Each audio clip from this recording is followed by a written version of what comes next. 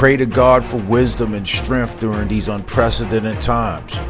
Be determined, strong, and fierce when standing up for the moral principles you believe in. Remember, you are powerful and you are the masters of your own destiny.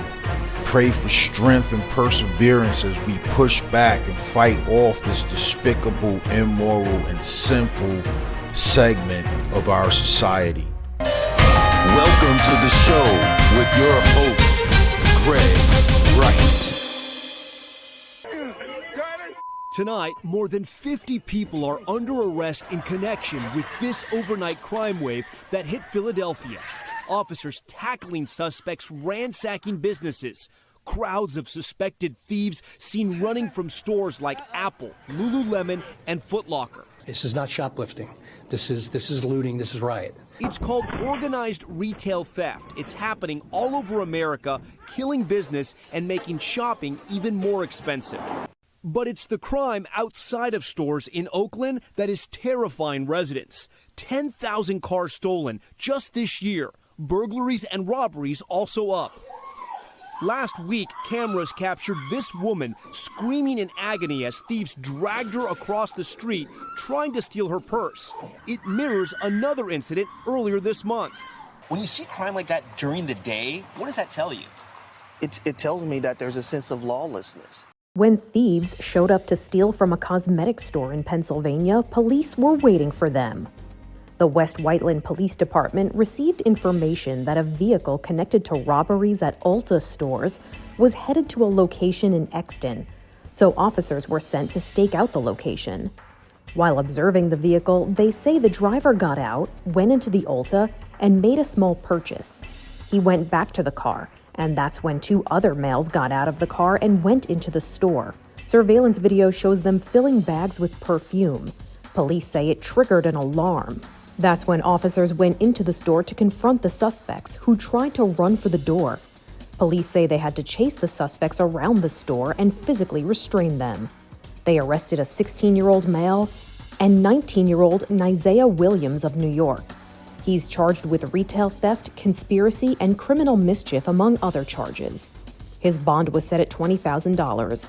The driver fled the scene, but West Whiteland police are looking for any information on. On camera, two workers try to stop a man robbing a convenience store in Stockton. Video shows the man just walking behind the register with a big trash can in tow. Then begins to shove numerous products into the can, vapes, cigars, cigarettes. Look at the two employees there. They tell him to stop, they grab him, they hold him down, they beat him. Wow. Yeah. Employees contemplate calling the police, but instead they let him go empty-handed, but ooh. It's a lot of folks that I think were rooting for those guys. Yeah. And would like to do that, too. Police arrest 4 young men for a series of armed robberies at donut shops in El Segundo and the South Bay. 2 of them were minors. The other 2 are 19-year-old Marky Tullis and 19-year-old Joshua Charles. They were arrested after a short pursuit. Police recovered ghost guns, stolen lottery tickets, and a stolen vehicle. Multiple charges were filed, including robbery, possession of a ghost gun, and possession of stolen property. Hey guys, welcome back to the show. This is Come On Black People Part 2. Inspired by the book written by Bill Cosby, Come On People, co-authored with Mr. Prasant. As you can see, we're in the no victim zone. There's no crying, there's no excuses, there's no finger pointing. It's all on you. If you want to improve your situation, it's all on you with the assistance of professionals that are trained to help people in dire need and dire situations. And I would say that collectively as a black people, we are in a dire situation. There's not a politician on this planet that can save you. Only you can save yourself from your situation through determination, through discipline, a solid plan, a way to implement that plan, monitor that plan, and capture and measure results. And if the results are not as expected, if the plan is not as expected, change your plan based on the activity on the ground. That is the rule. Tell me what you think in the comments section. It would really help me shape future videos that I provide to my subscribers. Why do black people loot? Why do we kill each other? Why do we harass each other on the bus, the train, on the streets? You know, I remember having a conversation with my Marine Corps buddy about the conversation about black people, our plight. And it's pretty simple. He told me that blacks are not ready to have that conversation right now. Here it is, January 2024, and we're still in the same situation collectively as we were just right out of the civil rights movement in the 60s. Okay? Now, we've seen some individual successes. We've seen successes in business. We've seen successes in education and all that, and government. But to me, it's not enough. It's just not enough. And the book, Come On People, co-authored by Alvin Passant, he told us this 15 years ago, maybe 20 years ago. You know, he touched on things like, where are the fathers in the home? Why are there so many single moms? You know, a lot of Bill Cosby's handlers didn't want him to publish this book because it would get black people to empower themselves to get out of their current situation. Not all of us are in the same situation, but collectively we're basically in poverty. You know, it's like the bell curve.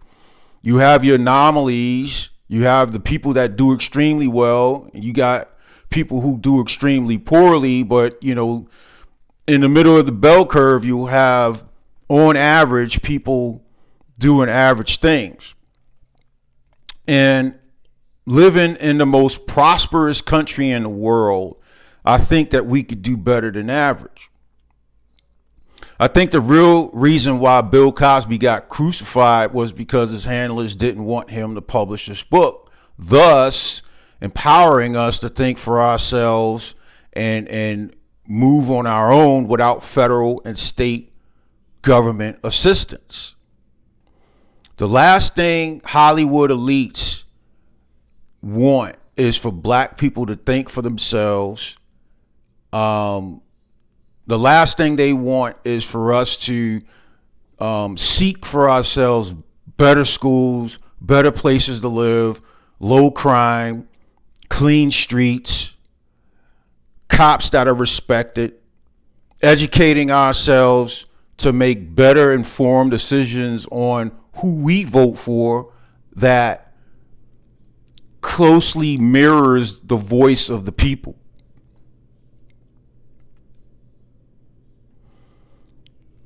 All I want, and all we should want as a black people collectively, is a strong nuclear family, good schools, merit-based programs, and not everyone gets a trophy type of societal atmosphere. So moving on, I've already advised you in my last video, part 1, what to do if you feel in despair. That means you get mental health counseling from a professional or someone you trust, and get down on your knees and pray to God for wisdom and strength. Now, wisdom and strength may not come in the exact form that you think about, but your life will be placed in situations where you're going to be presented with a series of problems that is going to require you to have wisdom and strength. Next, for all of us, we need to recognize that we have a problem. Whether that be addiction, family issues, financial issues, social issues, criminal issues. And don't get me wrong, not all of us suffer the same issues, but we all have issues at varying degrees that need to be resolved. I'm sick and tired of, on a daily basis, being represented collectively as a black people, as folks who can't think for themselves, vis-a-vis there are people out there saying that we're not smart enough to get voter IDs or IDs in general. I'm sick and tired of us being portrayed as the criminal group. The criminal group are the guys in suits in Congress, or the lobbyists that are influencing Congress. All the way up to, I don't care what party is in the White House, all the way up to the head of the President of the United States and his staff. They all have the potential to be corrupt, and they do nothing to help us individually. So that means that we have to step in, recognize the problem, and help ourselves. We have to recognize that a problem exists and then take strategic steps to solve them problems. Okay? If you don't have a job, then get one. All right? It may not be the job that you want at first, but you can build on those skills and place them on your resume, and maybe go to a vocational school, take a class, build on your knowledge, build on the knowledge of the people around you. By being employed, you have you're able to contribute to society via taxation, improving the roads, improving the schools, improving the bridges. You're solving the employer's problem by providing labor to further the business ahead. And you have money in your pocket to take care of yourself and people around you. What's wrong with that? If you're an able-bodied American and if you don't have a job, get one. All right? And if you need help getting a job, there's state, local, regional programs out there that can help you get a job or build the skills to get a job. All right, that's just one simple example of how we could solve these problems. If you got money in your pocket, 9 times out of 10, you won't have to loot, right? You won't commit crimes in the streets because you're going to be too busy working. And then when you get home, you're going to be too tired to do anything else but prepare for the next day of work. If you're failing in school, then get the desire to do better. And turn it around. Get better grades. Ask teachers and professors, guidance counselors for help on how to strengthen where you're weak at. If you have a fellow student that is killing it in science, ask that student for study sessions once, twice a week to get you up to speed on where you need to be. In return, you may have to buy this person everything bagel with cream cheese and a cup of coffee before each session. Do something to give back. It's not take. It's a give and take. If you're bad at math, then practice it more. You know, there are school resources out there that will get you through this. Those are just a couple of examples of how to simply tackle a problem. And of course, the more complicated the problem, the more sophisticated the solution will have to be, and the more people you may have to pull in. Let me know what you think, and please don't forget to like, subscribe, and share the Gregory Wright Show. Thank you.